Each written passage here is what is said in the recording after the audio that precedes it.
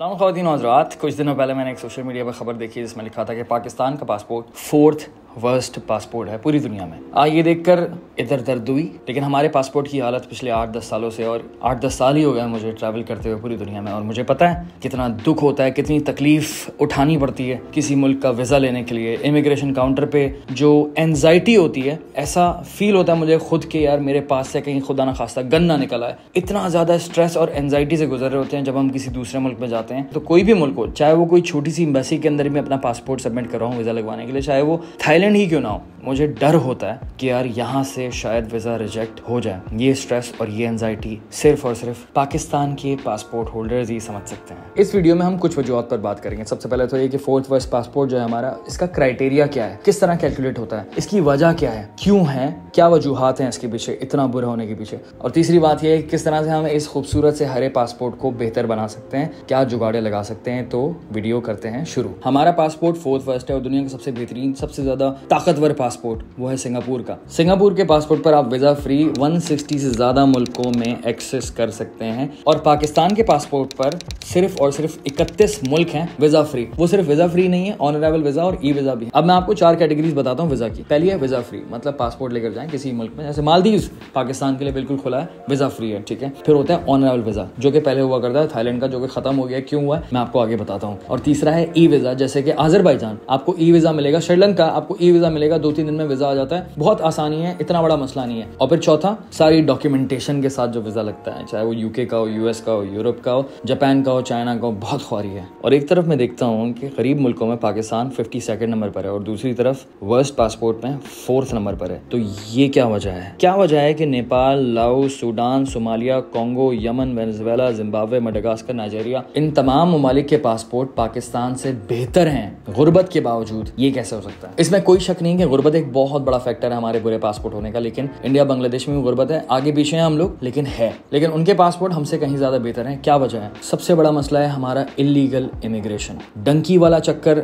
आपने शायद नाम सुना हो इसका। पाकिस्तान के छोटे शहरों से लोग यहाँ पर, अजीब चक्कर है, एजेंट्स को लाखों रुपए पे करते हैं बगैर वीजा के। ईरान के रास्ते ये लोग जाते हैं, टर्की, एंड देन फिर उसके बाद ग्रीस और इटली, और फिर फलाना ढिमकाना आपको ये यूरोप में मिलेंगे इलीगल इमिग्रेंट्स। ये एक बहुत बड़ी वजह है कि हमारे पासपोर्ट की वैल्यू इतनी बुरी है। मैं बार्सिलोना का एक किस्सा शेयर करूंगा आपसे। वहाँ पर एक स्ट्रीट है, लारमला स्ट्रीट, वहाँ पर सारे के सारे पाकिस्तानी आपको मिलेंगे। शराब हो, ड्रग्स हो, सारे गंदे और गलीज काम वो करते हैं। मैंने एक बार एक वीडियो बनाकर उनको एक्सपोज करने की कोशिश की थी, लेकिन मुझे लगता है मेरी वो गलती थी, क्योंकि फिर व्हाट्सएप नंबर उनके पास था मेरा, फिर मुझे धमकियाँ आई, और अब मैं उस स्ट्रीट पर नहीं जा सकता because of all these threats. India Bangladesh वाले यूरोप जा नहीं सकते बाय रोड, उनका कनेक्शन नहीं बनता, उनका बॉर्डर नहीं बनता, लेकिन हमारे पास एक तरह से बॉर्डर है।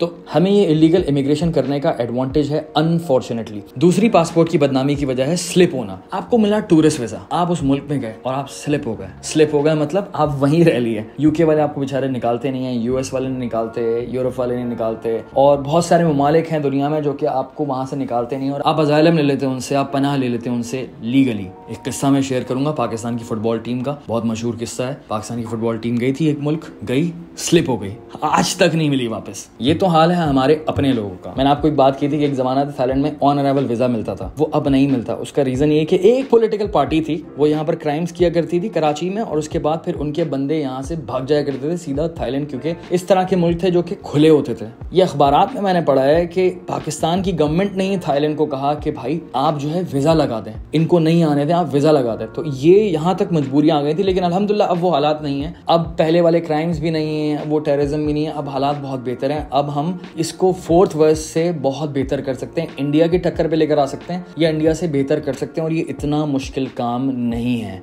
सबसे अच्छा काम तो खान साहब की गवर्नमेंट ने किया कि जितने भी ममालिक हैं, तकरीबन 90 या 95 ममालिक हो गए, उन सबको ई वीज़ा कर दिया, बड़े बड़े मुल्कों को। पहले तो बाहर के लोगों का यहाँ पर आना बहुत मुश्किल हुआ करता था। अब जब आप किसी को नहीं आने देंगे तो सामने वाला भी आपको अपने मुल्क में नहीं आने देगा। ये जो टेट फॉर टैट चलता था ना, इस वजह से भी हमें बहुत मसाइल होते थे वीज़ा के लिए। ये तो हो गए तमाम मसाइल। इस 4th वर्स्ट पासपोर्ट को बेहतर बनाने का सिंपल सा फॉर्मूला है, और वो है डेवलपिंग कंट्रीज से अपने ताल्लुकात बेहतर बनाना और उनसे बात करना। अगर वो कंट्री कंट्रीज, जिसमें से 40 से 50 कंट्रीज हैं, वो अगर आपको ई वीज़ा की सहूलत दे दें तो ये पासपोर्ट आपका बहुत बेहतर हो जाएगा। अफ्रीका के अंदर बहुत सारी डेवलपिंग कंट्रीज जिनसे आप बात कर सकते हैं ई वीज़ा की। सेंट्रल एशिया के अंदर जिनसे आपके ऑलरेडी अच्छे ताल्लुकात हैं, ई वीज़ा की बात की जा सकती है। साउथ ईस्ट एशिया में बहुत सारी कंट्रीज हैं जिनकी ऑलरेडी आपके अच्छे ताल्लुकात हैं, चाहे वो इंडोनेशिया हो, मलेशिया हो, थाईलैंड हो, उनसे आप बात कर सकते हैं। और मिडल ईस्ट के अंदर बहुत सारी कंट्रीज हैं जिनसे आपके बहुत अच्छे ताल्लुकात हैं, ई वीज़ा आसानी से हो जाएगा, उनसे आप बात कर सकते हैं। अफ्रीका के अंदर ट्यूनीजिया, अल्जीरिया, इजिप्ट, मोरक्को, इन सब से बात कर सकते हैं। काम करने वाला होना चाहिए, ये काम इतना मुश्किल नहीं है। ये फोर्थ वर्स्ट वाली जलालत से तो बहुत बेहतर हो जाएगा अगर हम इस